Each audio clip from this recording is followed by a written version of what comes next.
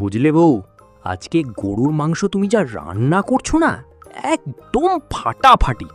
আজকে খাচ্ছি 7 দিন ধরে মুখে লেগে থাকবে। হয়েছে বাবা, হয়েছে। আমার আর প্রশংসা করতে হবে না, এবার মন দিয়ে খাও তো। আমার আবার বহু কাজ পড়ে আছে। গোপাল ভাইয়া, আপনি তাড়াতাড়ি রাজদরবারে চলুন।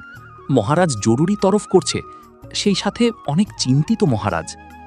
মহারাজ চিন্তিত কি বিষয় নিয়ে? চলো তো প্রহরী, দেখে আসি তো। বউ, আমি রাজদরবারে যাচ্ছি, তুমি নিজের খেয়াল রেখো। প্রণাম মহারাজ। প্রহরী বলল, আপনি অনেক চিন্তিত। কি হয়েছে মহারাজ, আমাকে খুলে বলুন। তুমি এসেছো গোপাল? এই দেখ না, রানীর ঘর থেকে বেশ কিছু সোনার গহনা চুরি হয়ে গেছে। এখন বুঝতে পারছি না কে চুরি করেছে। তুমি একটা বুদ্ধি বের করো, তুমি খুঁজে দাও গোপাল। আপনি চিন্তা করবেন না মহারাজ, এই গোপাল থাকতে আপনার কোনো চিন্তা নেই। আমি দায়িত্ব নিচ্ছি, 2 দিনের মধ্যে চোর ধরে দেব। চোর ধরে দেব বললেই হলো? ওহে গোপাল, চোর ধরা কি এত সহজ? তোমার যে শরীর আর এত বড় ভুঁড়ি নিয়ে চোর ধরতে পারবে? মন্ত্রী মশাই, চোর ধরতে শরীর ভুঁড়ি লাগে না, বুদ্ধি লাগে। আর এই বুদ্ধি আমার আছে। মহারাজ, আপনি শুধু আমাকে 2 দিন সময় দিন। আরে মন্ত্রী মশাই, তাক দই সাগরেতকে নিয়ে কোথায় চললু?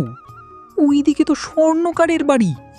এই তো সেদিন মন্ত্রীর বউয়ের জন্য সীতাহার তৈরি করে দিল, আবার আজকেও স্বর্ণকারের বাড়িতে যাচ্ছে গহনা অর্ডার দিতে। বাবারি বাবা, চুরি করে কত টাকা জমাইছি। দেখতে হচ্ছে তো কি কথা হয়। স্বর্ণকার ভাই, রানীর ঘর থেকে যে সোনার হার চুরি করে তোমাকে দিয়েছি, তাড়াতাড়ি বিক্রি করো। চুরি করা জিনিস তো আর বেশি দিন ফেলে রাখতে নেই। তাড়াতাড়ি বিক্রি করে টাকাগুলো আমাকে দিয়ে আসবে, কেমন? মন্ত্রীমশাই, কোনো চিন্তা করবেন না।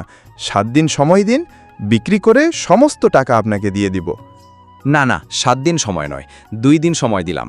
এই 2 দিনের মধ্যে সোনার গহনা বেশি করে বিক্রি করে সমস্ত টাকা আমার বাড়িতে দিয়ে আসবে। নইলে আমি কে তুমি তো জানো, আমি রাজ্যের মন্ত্রী। ও, তাহলে এই ব্যাপার। মন্ত্রী মশাই তাহলে রানীমার গহনা চুরি করেছে। এইবার দেখাবো মন্ত্রী গোপালের খেল। মহারাজ, চোরকে আমি জানতে পেরেছি। চোর হলো আপনার মন্ত্রী এবং রহিম আর রফিক আপনার প্রহরী, 3 জন মিলে করেছে। তাই নাকি? এক্ষুনি তাদেরকে ধরে নিয়ে আসব এবং তাদের গর্দান নিব। শান্ত হন মহারাজ, ওদেরকে আমি ধরবো একদম হাতে নাতে। আপনি শুধু একটু ধৈর্য ধরুন। মন্ত্রীমশাই, আপনাকে গ্রেপ্তার করা হলো রাজার হুকুমে। চলুন রাজসভায়। ঠিক আছে, কোন অপরাধে আমাকে গ্রেপ্তার করছো গোপাল? তোমার তো সাহস কম নয়। ভুলে যেও না আমি রাজ্যের মন্ত্রী। সেটা আগামীকাল রাজসভায় বলবেন। চলুন এবার। এই, কে আছিস? মন্ত্রীকে ধর। এই মিন, মহারাজ রানীমার সোনার গহনা, এই চুরির পিছনে মেইন ভূমিকা পালন করেছে মন্ত্রী মশাই, এবং তাকে সাহায্য করেছে রহিম, আপনার প্রহরী রফিক, সেই সাথেই স্বর্ণকার। তবে এরা 3 জন পালিয়েছে। সেনাপতি, স্বর্ণকার, রফিক এবং রহিম, এরা 3 জন যেখানেই থাকুক ধরে নিয়ে আসো, ওদের আমি গর্দান নিব।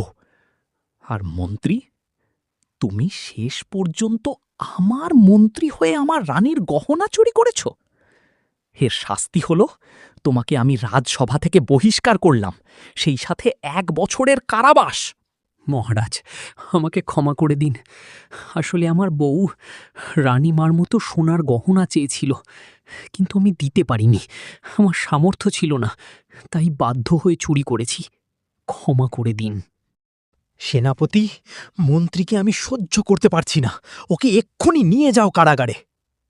সত্যি গোপাল, তুমি না থাকলে আমি আমার রানীর গহনা খুঁজে পাইতাম না।